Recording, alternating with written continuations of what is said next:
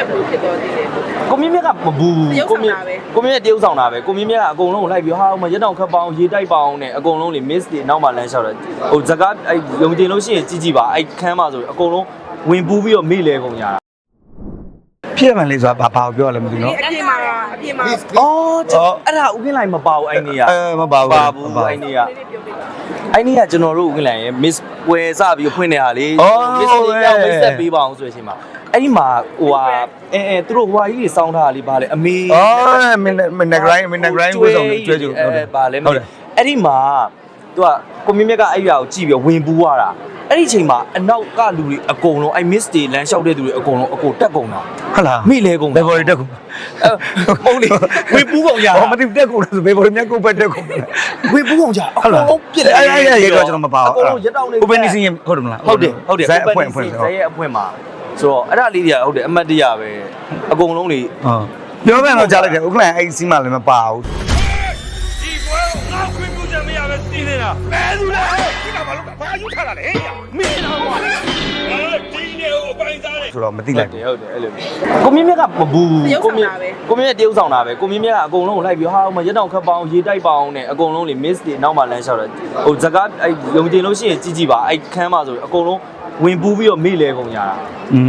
ကပ်ပြီးခဏနားလိုက်ရဝတ်ထားတဲ့ညီမလေးတွေအကုန်ဖြစ်ကြတာအဲ့လိုဖြစ်ကြတာအနောက်မှာပါအဲ့လိုတဆင့်နေကြည့်နေနောက်တစ်ယောက်ကြည့်နေတယ်နောက်တစ်ယောက်ကအဲ့လိုမေ့လဲဆိုတော့ဒါလေးတွေကတော့အမတ်တရတိုက်ဆိုင်မှုထူးဆန်းတာပေါ့နော်လိုမျိုးလေးတွေပေါ့ဟုတ်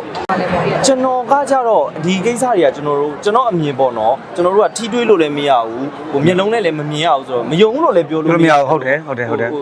ယုံလဲယုံရမယ်မယုံလို့လည်းပြောလို့မရဘူးဒါတွေကဒါပေမဲ့ကျွန်တော်ဘဝမှာတော့အဲ့လိုမျိုးတခါမှတော့အဲ့လိုဟိုကျွန်တော်ဝင်ပြီးတော့အဲ့လိုဖြစ်တာတို့ပြီးရင်တရေတစီလို့တော့ကျွန်တော်ဘဝမှာမကြုံဘူးသေးတာပေါ့နော်ဟိုကြုံသွားရင်တော့ဒါကိုယ်တိုင်မျက်မြင်ဆိုပြီးတော့ကျွန်တော်ပြောပြလို့ရတာပေါ့ဟုတ်အဲ့ဒါတွေကလေ